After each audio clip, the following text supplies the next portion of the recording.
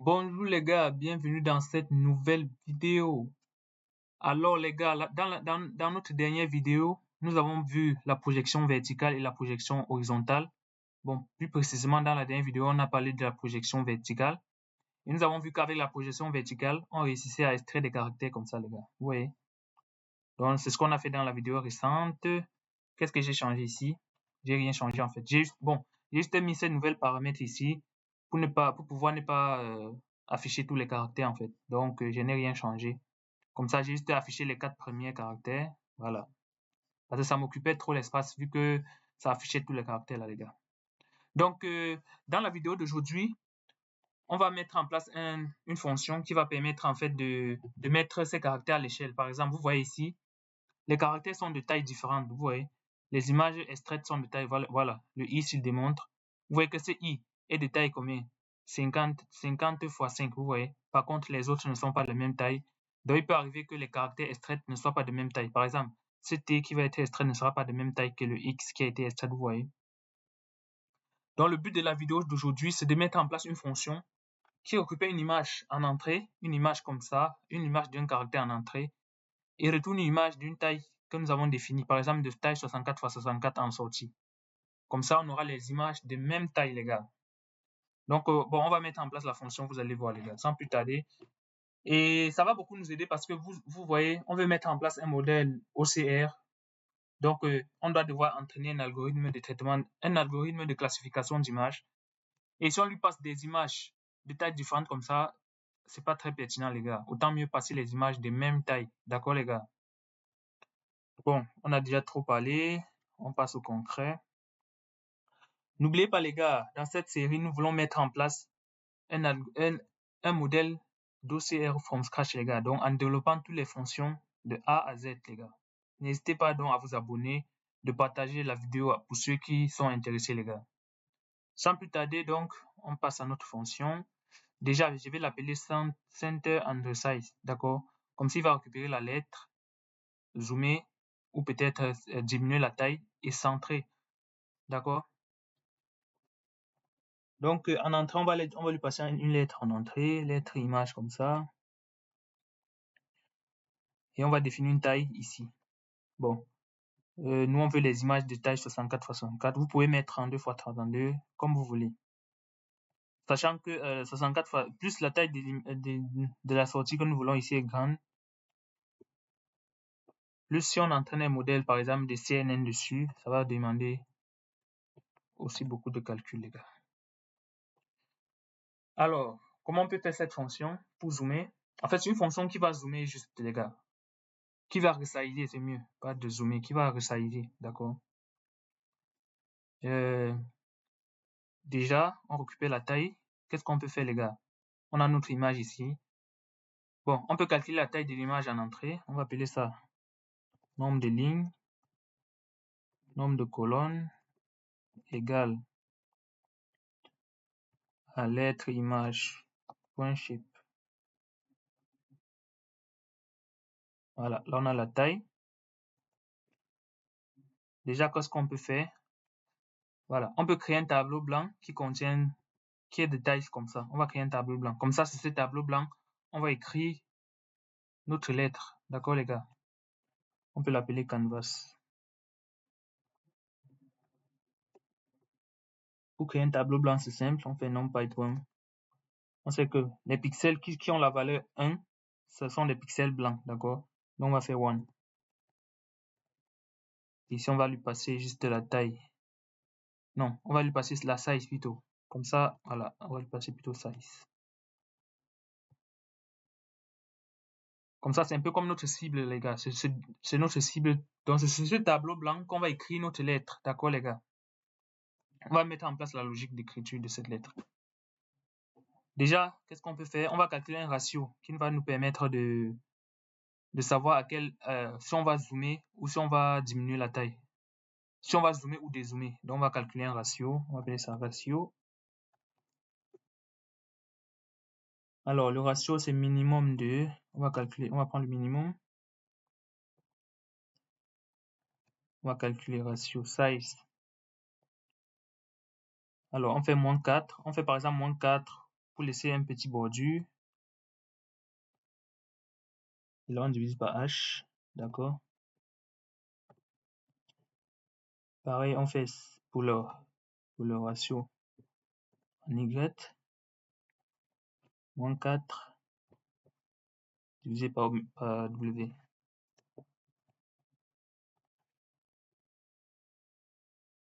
Voilà. Là, on est bon. En fait, ce ratio nous dira juste si l'image, si l'image en entrée ici est 2 fois plus grand que la taille cible que nous voulons, ou peut-être 2 fois plus petit que la taille cible que nous voulons. Bon, je dis 2 fois, ça peut être, mais je dis n fois. Ouais, les gars. Donc, le ratio nous dit juste si c'est n fois plus grand ou n fois plus petit. Bien sûr, n, c'est pas un nombre entier. N, ça appartient à R. D'accord? Ça peut dire que c'est 2,5 fois plus grand, c'est 1,2 fois plus grand, ou peut-être c'est 0,4 fois plus petit, vous voyez. Donc, c'est ça qu'on a dans le ratio. Bon, on prend juste le ratio, on prend le minimum, les gars. Déjà, qu'est-ce qu'on peut faire après avoir calculé notre ratio? N'hésitez pas à le dire en commentaire, les gars, qu'est-ce qu'on peut faire? D'accord, on va maintenant calculer les nouvelles valeurs de H et W. Pour calculer les nouvelles valeurs de H et W, on va appeler ça new H. Bien sûr, en nous servant du ratio qu'on vient de calculer. Hein. New H et new W.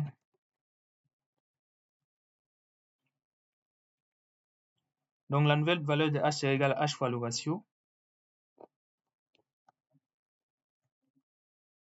Et la nouvelle valeur de Y serait égale à, de oméga serait égale à oméga fois le ratio. Ouais, les gars. C'est ce que vous avez dit. Ça va nous dire juste si c'était 2 fois plus grand, 1,5 fois plus petit, 1,5 fois plus grand. Ouais, les gars. Ça nous donne juste la proportion entre l'image d'entrée et notre canevas cible. D'accord? Par contre, ici, on va forcer ça en entier parce qu'on n'a pas besoin des virgules pour ça. On va forcer ça en int. Pareil pour oméga ou W, on force ça en int.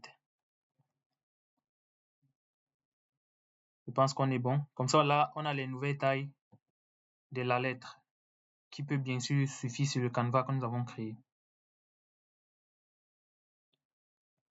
Maintenant, ici, on va créer la lettre zoomée. On va appeler ça la lettre.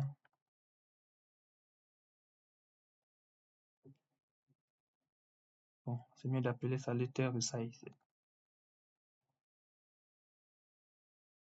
C'est égal à np.0. On copie ça comme ça. Voilà.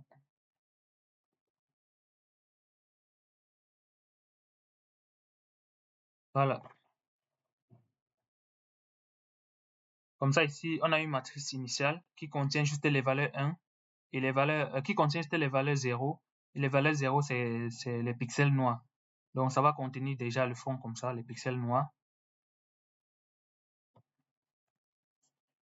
Et là, on va maintenant parcourir ce tableau de pixels noirs qui représente le fond.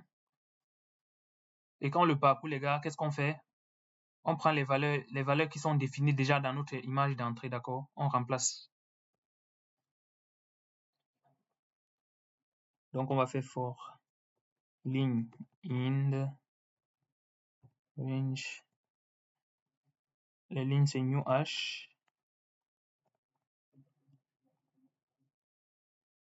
For j colonne. En fait, les gars, c'est un algorithme assez simple. Il suffit bien de le comprendre. Vous voyez, les gars. C'est bon. Et là, on remplace lettre resize. Voilà, ij. On veut le remplacer par les valeurs correspondantes dans notre image initiale. Bien sûr, en faisant le zoom, donc on va multiplier par les positions, par le ratio, d'accord? Non, on va plutôt diviser par le ratio plutôt. Donc, on va faire i divisé par ratio. virgule, J, ratio. Voilà. Ici aussi, on va le forcer en int.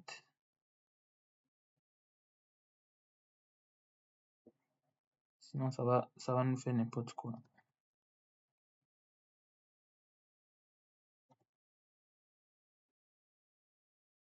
Voilà.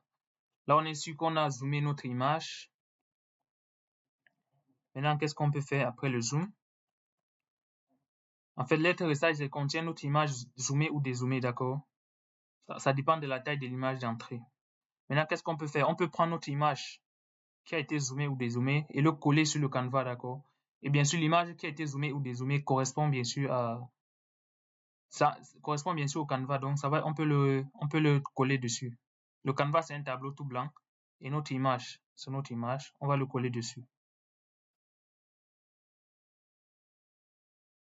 Pour faire ça, qu'est-ce qu'on peut faire en premier? Déjà, on va calculer la position à partir de laquelle on va coller sur le canevas.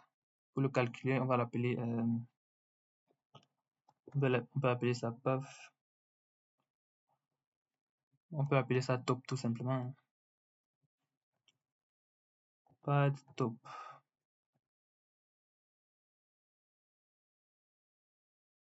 Égal à size. Faut dire le nombre de lignes. Moins.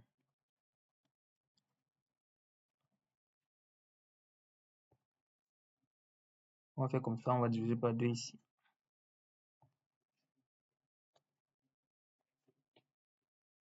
Voilà.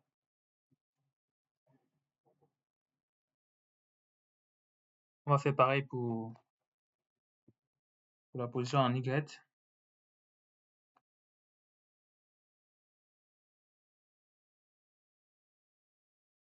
On va appeler ça path left par exemple. Donc on va juste copier ça.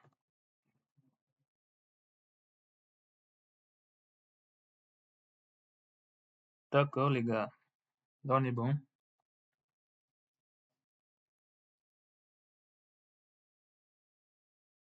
Parce que là vu qu'en fait on a multiplié, en fait vu que le new h et le new oméga sont proportionnels bien sûr à la taille de notre canevas les gars. Donc en faisant la soustraction en divisant par 2, on obtient les bordures gauche et droite. D'accord les gars. Et là maintenant on peut coller dessus. On peut coller à partir de ces points, à partir de ces 2 points. Donc on va faire canvas.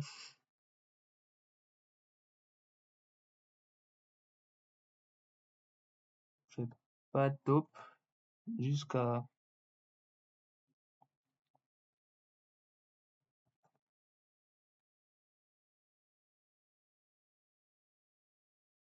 donc on commence à pas top jusqu'à pas de top plus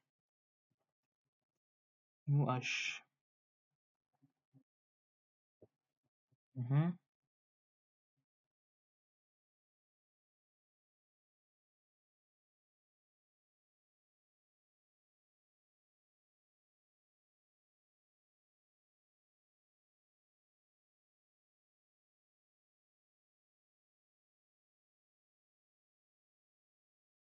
Voilà, là on est bon.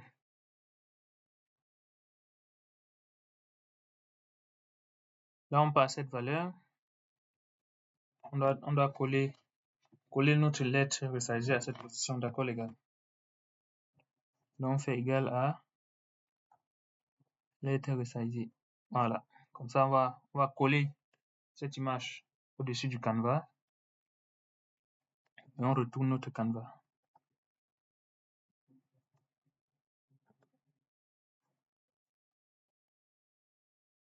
Là on est tranquille. Je pense que tout est bon.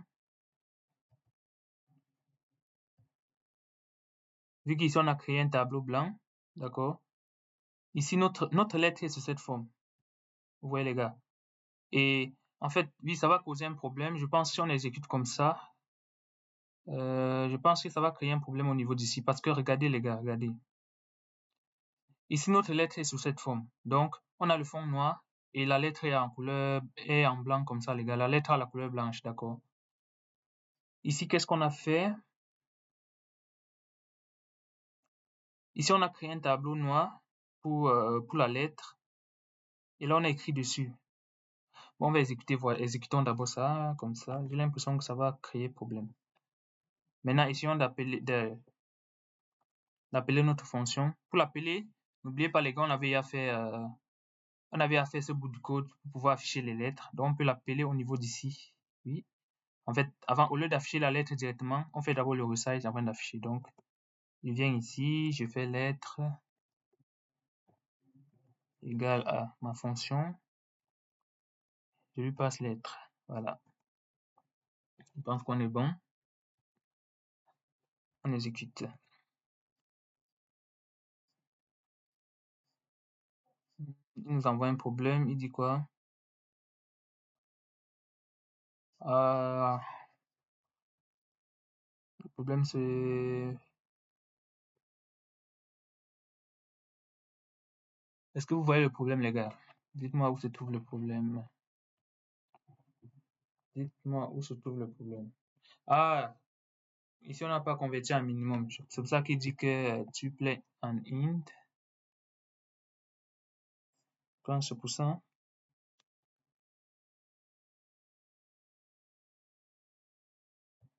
Ici on a bien fait. On a calculé le ratio.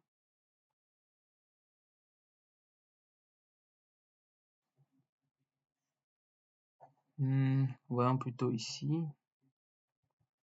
Minimum ça.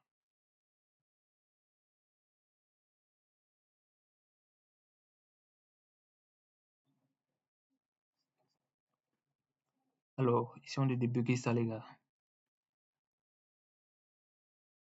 The unsupported operation type for tuple and int. Oui.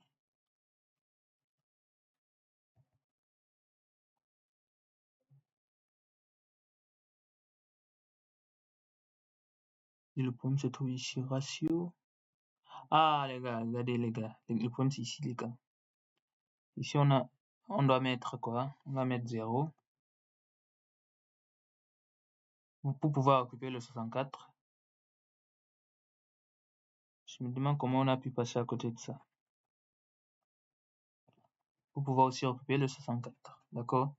Comme ça, on a le ratio en x, le ratio en y. Mais nous, on occupait même juste le minimum, les gars. Donc, on va exécuter ça. Voilà. Je pense que tout est bon. Voilà. Voilà. Vous voyez, les gars, ça cause le problème dont je vous ai dit. En fait, c'est un petit problème qu'on a mis dans notre code, mais on va régler ça. Vous voyez qu'en fait, vu que j'ai mis le fond en noir. Par contre, mon canevas, il était en blanc. Donc, c'est pour ça que ça me colle directement mon image. Ça me colle directement mon image sur le canevas. Donc, on va éviter que ça confonde comme ça, les gars. Mais sinon, voilà vraiment le principe qu'on a mis en place. Le canevas, c'est cette partie tout blanc comme ça. C'est le cadre qui est tout blanc comme ça. Et notre image initiale qu'on a zoomé ou dézoomé, c'est ça. Vous voyez on a zoomé, les gars. Le i, par exemple, qu'on peut revoir ici. Bon, le i, c'est fond dans la nature parce qu'on n'a pas bien défini le fond. Mais on va régler ça. On va régler ça. Alors, comment on peut régler ça? Ici, on définit un fond tout noir. Si on le définit blanc,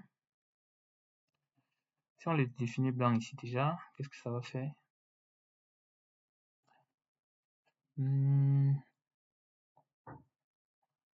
Essayons, les gars, essayons. Mais j'ai l'impression que si on le définit blanc, ça va pas bien marcher. Venons ici. Ça fait pareil. Même si on le définit blanc. Ok, non, c'est bizarre. Si on le définit blanc, normalement ça doit être blanc. Revenons voir. On a mis want.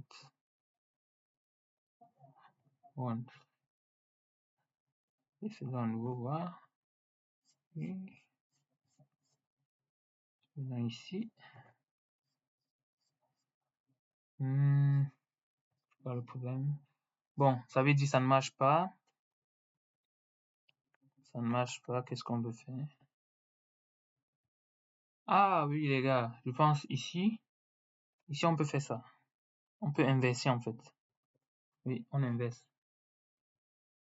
Comme ça, tout ce qui était en noir passe en blanc, les gars. Comme ça, nos chiffres, ou nos caractères ou nos lettres sont écrits en noir, je pense. Voilà, comme ça on est tranquille. Ouais, comme ça on est tranquille. Voilà, là on est tranquille. C'est bon. Il suffisait juste d'inverser en fait. Voilà. Là maintenant, qu'est-ce qu'on a? On obtient exactement ce que nous on voulait. Nos lettres ont tous la même taille et bien centrées, les gars, sur une image de 64 x 64. Vous voyez, par exemple, le i qui était bizarre tout à l'heure, vous voyez qu'il est bien centré, d'accord?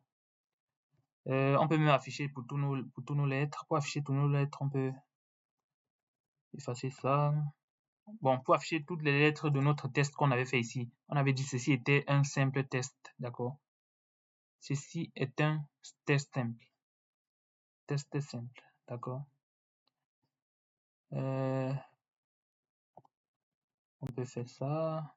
Ouais, tranquille, comme ça. Voilà. Comme ça, on a tout notre test pour bien vérifier si tout fonctionne bien. On a bien ceci et un test simple. Voilà. Voilà. Les gars, vous voyez, c'est magnifique. Vous voyez qu'on réussit à extraire seulement avec la projection horizontale et verticale comme nous avons fait dans les vidéos précédentes. On réussit à extraire chacun des caractères. Et avec cette fonction magnifique que nous avons fait ici, qui permet de mettre tout ça à l'échelle, on réussit à mettre chaque lettre à l'échelle. Regardez le M. Bien extrait, bien centré.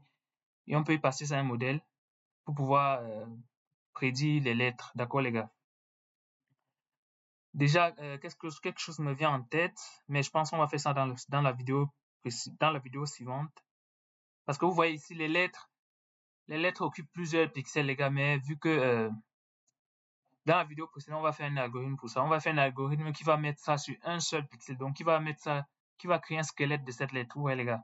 Donc, il y a déjà un algorithme déjà pour faire ça. Ça s'appelle, j'oublie le nom de l'algo, mais on va implémenter cet algorithme. Ne vous inquiétez pas. C'est pour créer des squelettes de chacune des lettres, ouais. Pour que ça ne prenne pas beaucoup de pixels comme ça. Que ce soit juste le squelette de la lettre qu'on voit. D'accord. Bon, on va s'arrêter là comme ça pour aujourd'hui, les gars. D'ici là, n'hésitez pas à liker la vidéo, à partager autour de vous.